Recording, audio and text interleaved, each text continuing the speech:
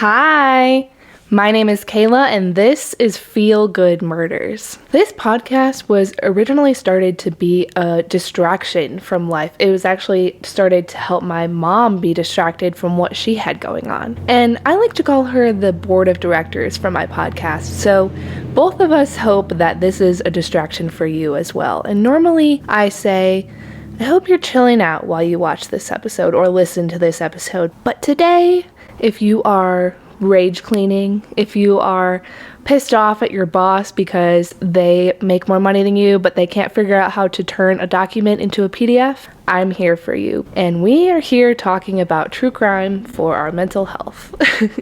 So let's get started. Just a little warning about today's episode. I'm going to be talking about some adult content, and I don't just mean murder, I mean consensual adult activities. So if you have little ones in the room, probably put on some headphones, but let's get started. Today I'm going to be telling you about the murder of Betty Gore, more commonly known as the story of Candy Montgomery, the Texas housewife who killed her secret lover's wife out of jealousy. Or is that really what happened? So in general, I try to keep this podcast as victim central as possible, so I will be telling you about Betty Gore, but first I have to start with Candy. So Candy was born Candace Lynn Wheeler on November 15th, 1951 in Lucas, Texas. And Candy was an army brat, so that means that at this time it was her father that was in the army. And I don't know why they call children of army service members army brats, but that's what they're called. And basically it means that she grew up moving around a lot, moving around from military town to military town. And while I don't know what it's like to grow up as an army brat, I do know military life. And I can tell you that military towns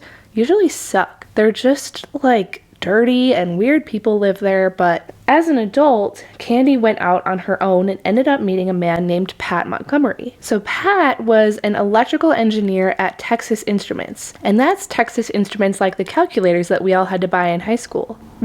Was that a universal thing? Like when I was in high school, we all had to buy the TI-84 calculator, and it was not cheap from what I remember, but we all had to buy it. So was that a universal thing? Do they still do that? Or was it just where I live? So it was said that Pat, when he met Candy, he wasted no time marrying Candy. He was totally taken with her, and so Candy Wheeler became Candy Montgomery. The two lived in small town Wiley, Texas, and had a cute little life together. In 1973, Candy and Pat welcomed their first child, a beautiful little daughter named Jenny. And then just a year later, in 1974, welcomed their son, Ian. But when this story takes place, Ian isn't really a part of it yet. So when this case takes place, Candy is 30 years old. She's a thin woman with very curly blonde hair, and she wore those big 80s glasses. And the defense attorney later on in this case would describe Candy as, quote, a really outgoing, likable person. So Candy sang in the church choir, she taught Sunday school. She was just this regular Texas church-going, lovable housewife. So Candy and Pat have their two children. Pat is an engineer and makes some money, and Candy is a stay-at-home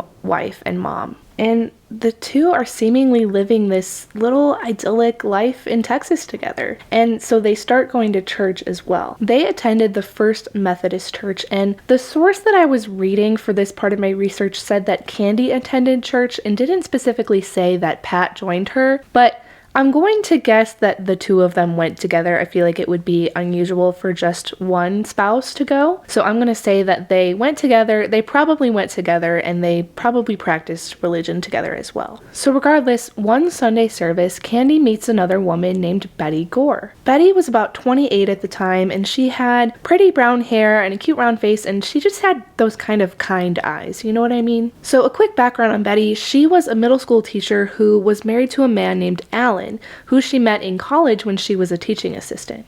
Alan was an engineer just like Pat Montgomery, and he worked at a place called Rockwell International. Alan and Betty got married in 1970 and eventually welcomed their first daughter, Alicia. So Candy and Betty really hit it off. They became best friends, and they had a mutual friend named Donna Mendez who described them as, quote, they were the ones who brought homemade potato salads to the PTA picnics. And I think that's just kind of a 1980s Texas housewife way of saying they had it together. They were average, sweet women, and they kind of had it together. And it sounds like both families as a whole got along really well too, because the Montgomery's daughter Jenny and the Gore's daughter Alicia were besties. They became inseparable. So the year is now 1978 and Candy is at the church volleyball court. Remember, Candy's really involved in the church. She's in the choir and now she goes to these volleyball practices as well. So at this particular practice, she runs into Alan Gore, her best friend Betty's husband. And they start chatting a little bit, and the vibe between them is a little spicy. It's a little electric.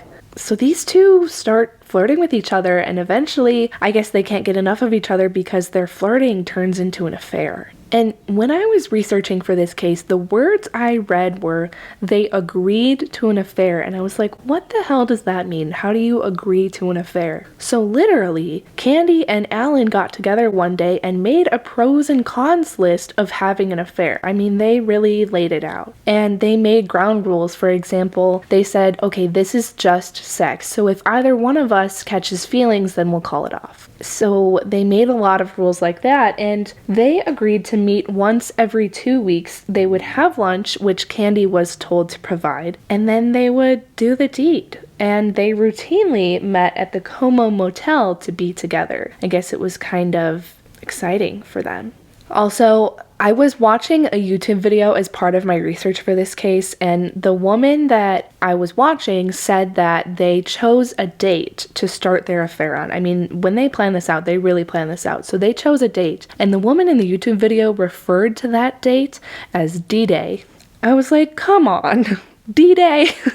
So this affair went on for 11 months. I mean, that's quite a while. But it stopped suddenly when Alan decided to call it off when Betty had their second child. So he didn't stop the affair when she got pregnant, but he did stop it when she gave birth. So that's something. Basically, he just wanted to focus on his marriage and try to do better in that area. And Candy was not happy. I mean, she had begun to catch feelings for Alan, so this was really hurtful to her.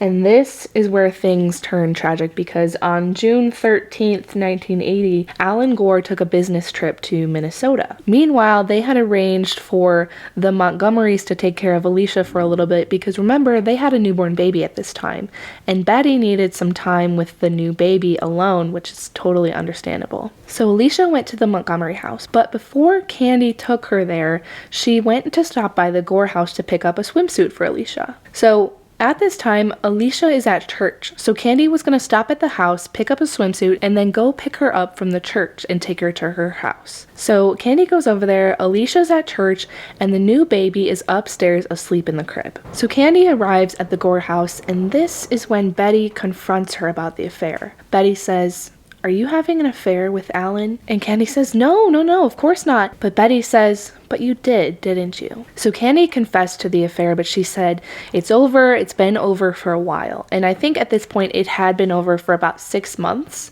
And what would happen next is so intense and so tragic. It was at this point that Betty went over to the garage and grabbed an axe and intimidated Candy with it, and she threatened her and said, "Don't ever see Alan again." So it seemed like Betty was trying to come off tough, but was kind of clumsy and kind of not together. But she ended up putting the axe down, and then the two of them went about their business getting Alicia's stuff ready to go over to the Montgomery house. So Candy went over to their utility room where the washer and dryer and all that stuff was, and she went to grab the swimsuit for Alicia. And at the same time, Betty went to go grab a towel for her. And it was at that point that Candy, seeing how hurt Betty still was, tried to reach out and comfort her. But this made Betty snap.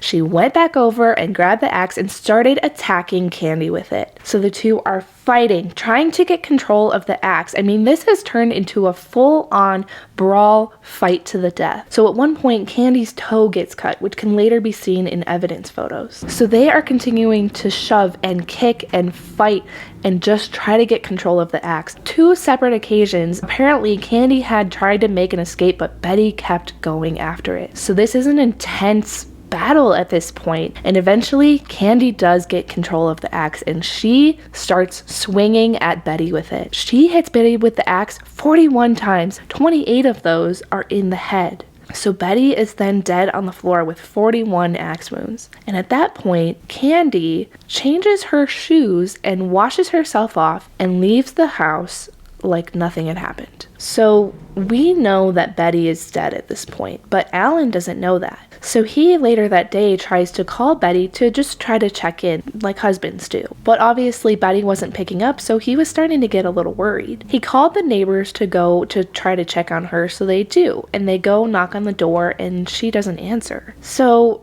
Alan actually eventually calls Candy and says, "Have you heard from Betty?" And so she goes, "Do you want me to go check up on her?" So Alan doesn't have Candy go check up on Betty, but he's really worried at this point. I mean, they have a newborn baby and he's worried that something happened to the baby. So he calls the neighbors again and says, "Okay, I'm really worried. Can you please get in my house no matter what you have to do?" So the neighbors go back over there, and it's at that point that they realize that the front door had been unlocked the whole time. So that's when they go inside and they find Betty dead on the floor in a massive puddle of blood. Based on what they saw, they thought that Betty had been shot in the head, or she shot herself in the head, because the scene was so gruesome. I mean, remember, Betty had 41 axe wounds, so her body had been badly mutilated and there was just blood everywhere. It really sounded like something out of a horror movie. So police are called and they arrive on the scene, and upon their initial investigation, they do find a bloody shoe print. And based on the size of the shoe, they think that the shoe print could have been from an adolescent or a woman. And they also find blood on the wall in the bathroom and on the drain. So that tells them that the killer washed themselves off before leaving the scene. And as we know, Candy was the last person to see Betty alive, so the police obviously questioned her. And she tells them the same thing that she basically told Alan. "Yes, I was there that morning, but I left." However, a 5-year-old neighbor and friend of Alicia's said that she saw Candy leave the house around 11 a.m. So finally, a few days later, on June 17th, Alan did come forward to the police about the affair with Candy. And 10 days later, on June 27th, after Alan came forward to the police about the affair, and after refusing to take a polygraph, Candy was then arrested for the murder of Betty Gore. In trial, Candy's defense team put forward the self-defense theory. They say that Betty attacked her, so she hit her with the axe out of self-defense. On the other hand, a psychiatrist from Houston theorized that Candy could have been triggered from childhood memories and could have blacked out during the murder. He even put Candy under hypnosis before the trial, which uncovered some childhood memories. So the trial lasted 8 days, and the jury deliberated for 3 hours before finding Candy Montgomery not guilty of the murder of Betty Gore. After the trial, Candy and Pat packed up their things, understandably, and moved to Georgia, only to later be divorced a few years later. And rumor has it that Candy now lives somewhere in Georgia as a free woman, and get this, she's a licensed family and marriage counselor. I don't know about that. I don't think I would have her counsel my marriage, but that's just me. Candy is 74 today, and the widely accepted narrative from this case is that Candy was jealous of Betty because of the affair with Alan and just snapped and killed her, even though that doesn't really corroborate with the story I just told you. Personally, she can plead self-defense all she wants, but she left the newborn baby upstairs alone in the crib for hours, only to be found by the neighbors later that day when they found Betty's body. So that doesn't really sit right with me. But let me know what you guys think. I really like to hear your opinions on this case. Do you think it was self-defense? Do you think she snapped? Let me know. So there is also a 5-part Hulu show about this called Candy, where Jessica Biel plays the reenactment of Candy. And then there's also another limited series on HBO Max where Elizabeth Olsen also plays the reenactment. She plays Candy in that role. So I personally haven't watched them yet because I don't like to watch stuff like that before I release episodes because I don't want to confuse fact with fiction. But I've heard they're really good, so definitely give them a try. So that is the story of the murder of Betty Gore and killer Candy Montgomery. Definitely let me know what you all think about this story, and be sure to like and subscribe and follow, give a rating if you're feeling ambitious. I just appreciate you all being here so much. I hope you enjoyed this week's episode, and as always, I hope it distracted you from what you have going on in your life. I'll see you next time. Be good and feel good. Bye!